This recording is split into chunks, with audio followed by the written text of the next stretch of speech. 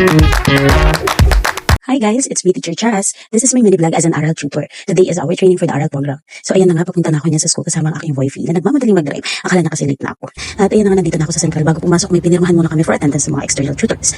At ayan na nga, 8 AM na mag-i-start ng aming training para sa September 2. Ready na kami. And then bago mag-start ang training, binigyan muna kami for breakfast. At meron na rin pala kami for lunch and snacks sa hapon. Dahil 8 to 5 PM ang training namin for today. At ito na nga yung mga ganap sa aming training. Grabe yung masasabi kong well-prepared at magagaling ang mga speakers namin for today. At sobrang saya rin dahil may mga engaging activities silang hinanda para sa amin. Hello, good morning po. So, allow me to read the case study that we chose po. So, this is, the grade level is grade 1 po. So, teachers report that a significant number of students are struggling with phonemic awareness. They often mispronounce words, rely heavily on pictures to guess words, and have difficulty blending sounds to form words. This has led to a reduced interest in reading, with many students avoiding reading activities altogether.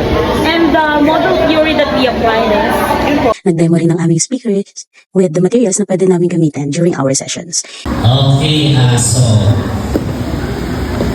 okay na. Ulitin nga ang unang tunog. Isa pa. Ang pangalan ng letra ay M na may tunog na Okay, ulitin nga natin. Ang pangalan ng letra ay M na may tunog na Okay, ganun din po sa iba.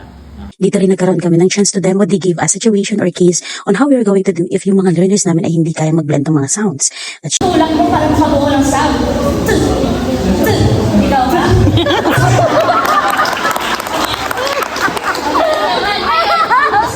Siyempre, may mga recitation tuwing dyan or sharing information. Kaya ayan si Ante for the share na naman. At ayan na nga, akala namin ay tapos na, kaya nag-laptop na kami dyan. Dahil 5 PM na rin, yun pala may isa pang topic na i-discuss, which is yung child protection policy. Pero is ilang minutes lang rin naman, natapos na rin agad. Kaya ayan, this is it. Finally, natapos na ang training namin. And we're so blessed and grateful sa mga bumuo at speakers na nag-exert ng effort para i-train kami for the upcoming ARAL program. At ayan na nga, paglabas ko, nakita ko agad ang aking boyfriend. Naghihintay pa kami na huminto ang ulan dahil biglang lumakas ang ulan. Nakakaloka, yung tipong ang araw ng panahon tapos biglang buhos ng ulan. And that's it.